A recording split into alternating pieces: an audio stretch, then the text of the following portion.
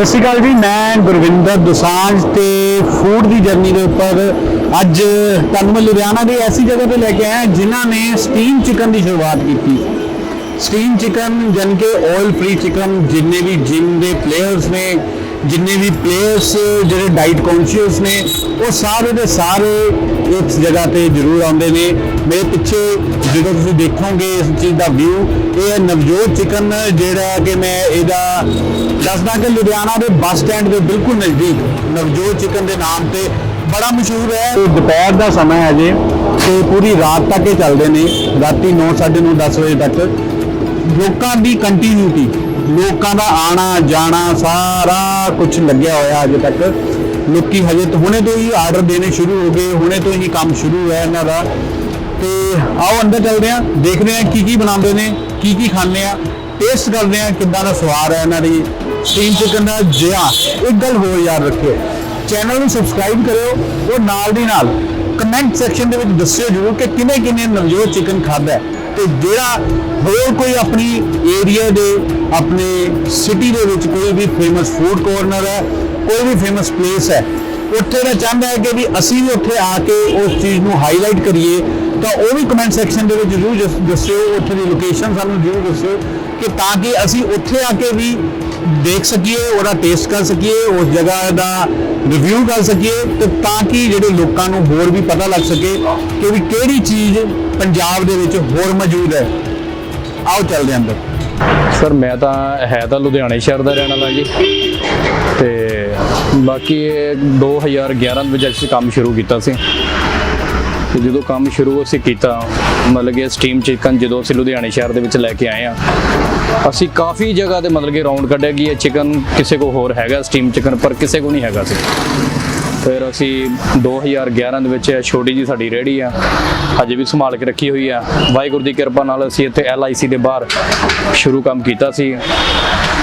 भरावां दा काफ़ी प्यार मिलिया सानू, अज वाहिगुरू की कृपा नाल सानू परमात्मा ने छत देती है, बड़ी कृपा है महाराज दी जी। सोचा तो यही सी कि दाल फुलके वाला महाराज कृपा करन, क्योंकि उदों तो पैसे भी नहीं हैगे सी। तो रेडियो बड़ी मुश्किल बनवाई सी आपां दा, मतलब कि उस टाइम देखा जाए तो मैं 14-15 हज़ार रुपये की रेहड़ी बनाई सी, तो बड़ी मुश्किल बनाई सी, वो भी किसी को मैं पैसे लैके बनवाई सी। तो बाकी हौली हौली महाराज ने कृपा की, अज कृपा जी पूरी, मतलब कि 100 कहने का मतलब है कि निशाना लाया सी हवा के विच, अज तीर तीर सी वो निशाने तो लग गया। पढ़ाई नहीं मैं की हुई जी, स्टडी मेरी सिर्फ मैं पढ़िया 7 जमातां ही होया जी, ज़्यादा नहीं मैं पढ़िया होया। बाकी उस परमात्मा की कृपा ना बड़ी कृपा है।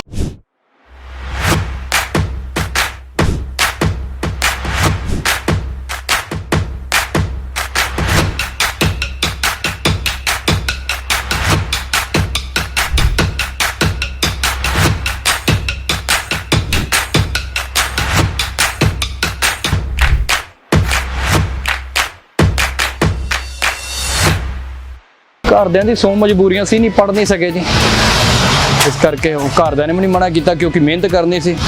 मेहनत को कोई तुहानूं पता ही है, मेहनत की है, वाहिगुरू की कृपा नाल अज होना क्या जो मर्जी करो, पर काम सही होना चाहिए वा। पर शुक्र है जी वाहिगुरू दा। इत्थे मेरे वड्डे भाई साहब हैगे ने, नाल मेरे फादर साहब बैठे होंदे ने, बाकी है मेरी सारी टीम मेरे नाल है, मेरे भरा ही ने, मतलब कि सारे बड़ा इन्हां दा संयोग आ, इन्हां तो बिना असीं नहीं काम कर सकते। बाकी शुक्र है जी। मेरे को सर स्टीम चिकन होंदा, मतलब कि oil free chicken, oil free chicken, oil free fish, मतलब कि मटन चिकन फिश जिहड़ी मर्जी चीज़ लो तुहानूं ऑयल फ्री मिलेगी, प्रॉपर मतलब कि जिम डाइट अपने को, जिम डाइट तो बारबेक्यू, मतलब कि हर चीज़ आप जी नूं मिल जाएगी, सैलड वगैरह, सूप, कोई भी चीज़ ले लो, सारा कुछ मतलब कि हेल्थी मिलेगा तुहानूं। सर मैं आप खुद जिम प्लेयर से 2011 जे असीं काम शुरू किया, तो उस तो पहला मैं भी बहुत तगड़ा हुंदा सी, मतलब कि मैनू शुरू तो जिम का क्रेज़ सी, जिम मेहनत करते रहे। तो फस्ट टाइम आप जो थाईलैंड गए, उत्थे देखा कि बंदे बड़े फिट ने, तो क्यों फिट ने, की खाते हैं, जो देखा कि वो ज़्यादा चीज़ां ऑयल फ्री खाते हैं। फिर उत्थे असी काम सीखिया, काम सीखण तो बाद जो इत्थे आए, तो फिर शुरुआत जो की कि 17 सैक्टर भी गए जाके असी चंडीगढ़, तो उत्थे जाके देखे कि उत्थे तो नहीं ये चीज़, उत्थे भी पता की, कहते सानू पता ही नहीं स्टीम चिकन हुंदा की है।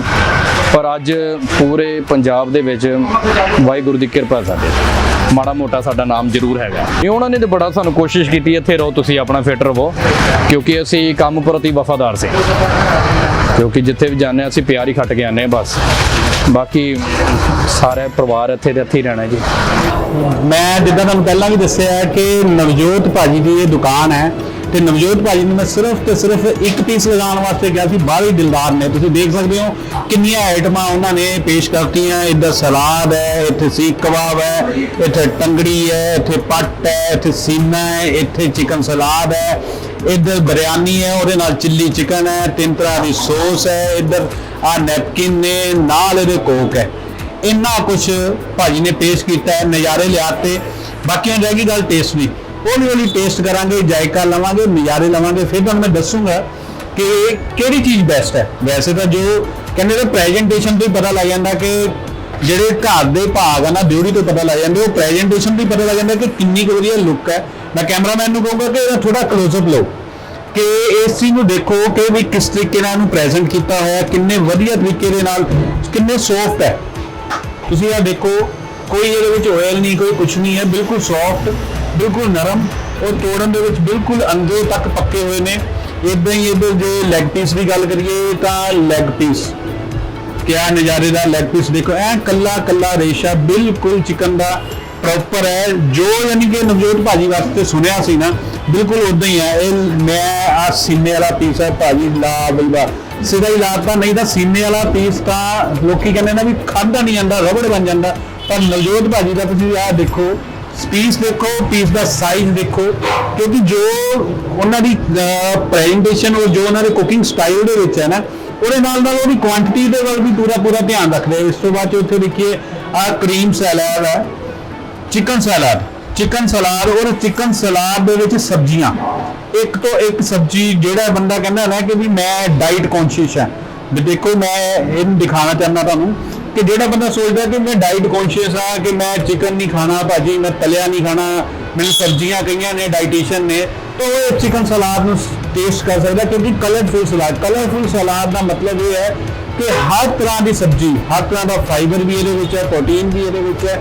ਤੁਸੀਂ ਜਦੋਂ ਇਹਨੂੰ ਖਾਓਗੇ ਉਹਦਾ ਟੇਸਟ ਮੈਂ ਕਹਿੰਦਾ ਜੀਭ ਤੇ ਅੰਦਰ ਰੱਖਦੇ ਹੀ ਮੈਂ ਰੁਕੋ ਮੈਂ ਤੁਹਾਨੂੰ ਦੱਸਦਾ,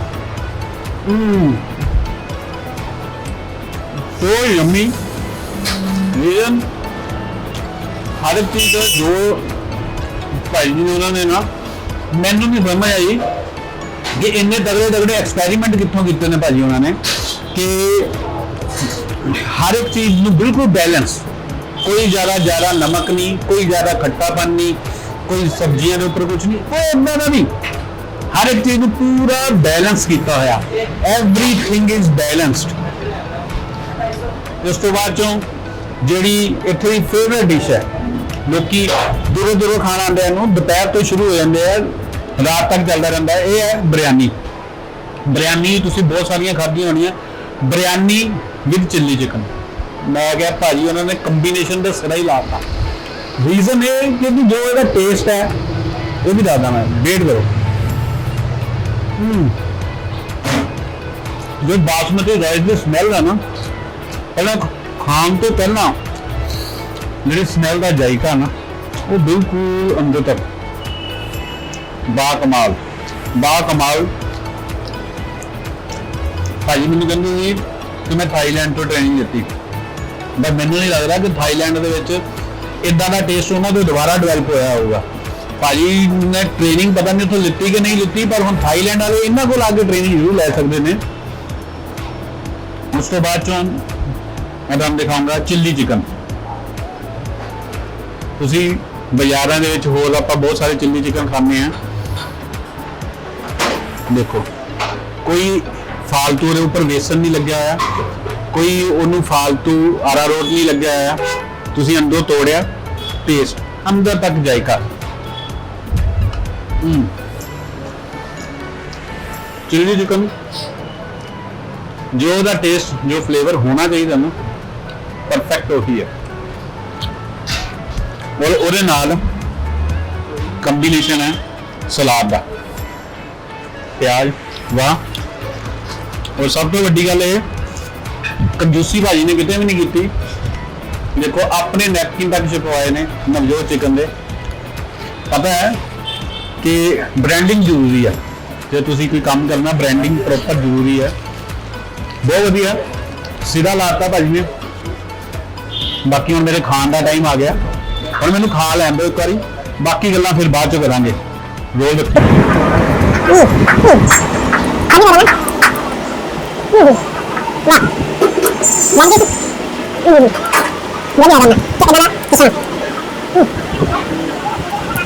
ਕਹਿਣਾ ਨਹੀਂ ਚਾਹੁੰਦਾ ਮੈਂ, ਕਈ ਆਣ ਕੇ ਕਹਿੰਦੇ ਆ ਕਿ ਭਾਜੀ ਤੁਸੀਂ ਸਾਨੂੰ KFC ਭੁਲਾਤਿਆ, ਪਰ ਉਹ ਉਹਨਾਂ ਦਾ ਆਪਣਾ ਬ੍ਰਾਂਡ ਆ, ਵਾਹਿਗੁਰੂ ਸਭ ਨੂੰ ਦਵੇ।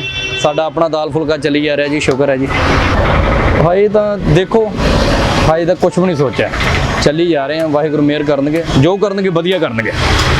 ਇੱਛਾ ਤੇ ਬੜੀਆਂ ਹੈ ਜੀ, ਇੱਛਾ ਤੁਹਾਨੂੰ ਪਤਾ ਜੀ, ਜਿੰਨਾ ਤੱਕ ਬੰਦਾ ਹੈਗਾ ਉਹਦੀਆਂ ਇੱਛਾ ਜਾਗਦੀਆਂ ਰਹਿੰਦੀਆਂ ਨੇ। ਅਜੇ ਕੋਈ ਟਾਰਗੇਟ ਨਹੀਂ ਹੈਗਾ ਮੇਰਾ, ਬਾਕੀ ਸਮੇਂ ਦੇ ਮੁਤਾਬਕ ਚੀਜ਼ਾਂ ਅਸੀਂ ਨਵੀਆਂ ਲਾਂਚ ਕਰਦੇ ਪਏ ਹਾਂ, ਹੌਲੀ ਹੌਲੀ ਜਿੱਦਾਂ ਜਿੱਦਾਂ ਬੰਦਿਆਂ ਦਾ ਟੇਸਟ ਵੀ ਚੇਂਜ ਕਰਾਈ ਜਾ ਰਹੇ ਹਾਂ, ਅਪਡੇਟ ਕਰੀ ਜਾ ਰਹੇ ਹਾਂ। ਹਜੇ ਇੰਨਾ ਹਿਸਾਬ ਲਾਇਆ ਨਹੀਂ ਹੈਗਾ, ਮਤਲਬ ਕਿ ਆਈ ਜਾਂਦਾ ਜਾਈ ਜਾਂਦਾ, ਆਈ ਜਾਈ ਜਾਂਦਾ, ਕਿਉਂਕਿ ਚਿਕਨ ਵਾਲੇ ਸਾਡੇ ਜਿੱਥੋਂ ਰਾਓ ਚਿਕਨ ਕੱਚਾ ਚਿਕਨ ਲੈਂਦੇ ਆ ਉਹ ਵੀ ਨਜ਼ਦੀਕ ਨੇ, ਮਤਲਬ ਕਿ ਉਹਨੂੰ ਫੋਨ ਕਰੀਦਾ ਨਾਲ ਹੀ ਦੇ ਜਾਂਦੇ ਨੇ, ਆਣ ਕੇ ਕਵਰ ਕਰੀ ਜਾਂਦੇ। ਜੇ ਟਾਰਗੇਟ ਲਾ ਕੇ ਚੱਲੀਏ ਕੋਈ ਇਸ ਟਾਈਮ 60-70 ਕਿਲੋ ਐਸਾ ਚੱਲੀ ਜਾਂਦਾ। ਵੈਰਾਈਟੀਆਂ ਬੜੀਆਂ ਨੇ, ਪਰ ਸਟੀਮ ਚਿਕਨ ਹੈ, ਆਇਲ ਆਪਣਾ ਬਾਰਬੀਕਿਊ ਸਟੀਮ ਚਿਕਨ ਆ, chicken salad, veg salad, snacks ਵਿੱਚ mutton seekh kebab, chicken seekh kebab ਤੇ chilli chicken, rara chicken, gravy chicken, butter chicken ਤੇ ਆਪਣਾ ਕਰੀਮ ਚਿਕਨ ਹੋ ਗਿਆ, ਤੇ ਖਰੋੜਾ ਸੂਪ ਜਿਹਨੂੰ ਡਾਕਟਰ ਵਾਈਟ ਸੂਪ ਕਹਿੰਦੇ ਨੇ, ਬਿਲਕੁਲ ਪਲੇਨ ਉਹ ਸੂਪ ਹੋ ਗਿਆ ਸਾਡੇ ਕੋਲ। ਇਸ ਤੋਂ ਇਲਾਵਾ ਹੋਰ ਬੜੀਆਂ ਚੀਜ਼ਾਂ ਹੈਗੀਆਂ ਨੇ। ਅਮਰੀਕਨ ਲੈਗ ਪੋਟ ਸਾਡੇ ਕੋਲ ਜਿਹੜੇ ਇਸ ਟਾਈਮ ਕੁਛ ਮਹੀਨੇ ਤੋਂ ਚੱਲ ਰਿਹਾ ਹੋਣਾ, ਫੇਮਸ ਨੇ। ਫਿਸ਼ ਹੈ, ਸਟੀਮ ਫਿਸ਼ ਹੈ, ਗ੍ਰਿਲਡ ਫਿਸ਼ ਹੈ, ਔਰ ਕ੍ਰਿਸਪੀ ਵਾਲੀ ਫਿਸ਼ ਹੁੰਦੀ ਹੈ ਆਪਣੇ ਕੋਲ। ਕਾਫੀ ਵੈਰਾਈਟੀਆਂ ਨੇ। ਅਮਰੀਕਨ ਲੈਗ ਪੀਸ ਦੀ ਗੱਲ ਕੀਤੀ, ਕੀ ਖਾਸੀਅਤ ਹੁੰਦੀ ਹੈ? ਉਹ ਸਰ ਉਹਦੀ ਖਾਸੀਅਤ ਆਪੇ 700 ਗ੍ਰਾਮ ਦਾ ਇੱਕ ਲੈਗ ਪਟ ਆ, ਬੰਦਿਆਂ ਦੀ ਦੇਖ ਕੇ ਰੂਹ ਖੁਸ਼ ਹੋ ਜਾਂਦੀ ਹੈ ਲੈਗ ਪਟ ਦੇਖ ਕੇ। ਉਹਨੂੰ ਪ੍ਰੋਪਰ ਵਧੀਆ ਤਰੀਕੇ ਨਾਲ ਤਿਆਰ ਕਰੀਦਾ। ਦੇਖੋ ਜੀ, ਮੈਂ ਉਹਨਾਂ ਨੂੰ ਇਹੀ ਕਹਿਣਾ ਚਾਹੁੰਦਾ ਜੀ ਕਿ ਮਤਲਬ ਕਿ ਵਧੀਆ ਖਾਓ, ਜੋ ਵੀ ਖਾਓ ਵਧੀਆ ਖਾਓ, ਆਪਣੀ ਸਿਹਤ ਨੂੰ ਫਿੱਟ ਰੱਖੋ, ਕਿਉਂਕਿ ਅੱਜ ਕੱਲ੍ਹ ਨੌਜਵਾਨ ਮੁੰਡੇ ਦੇਖ ਰਹੇ ਆ, ਕਈ ਵਿਚਾਰੇ ਨਸ਼ਿਆਂ ਦੇ ਵਿੱਚ ਜੁੜੇ ਹੋਏ ਨੇ, ਇੰਨੇ ਪੈਸੇ ਉਜਾੜ ਰਹੇ ਨੇ। ਆਪਣਾ ਵਧੀਆ ਖਾਓ, ਅੱਛੀ ਡਾਈਟ ਖਾਓ ਤੁਸੀਂ ਬਸ।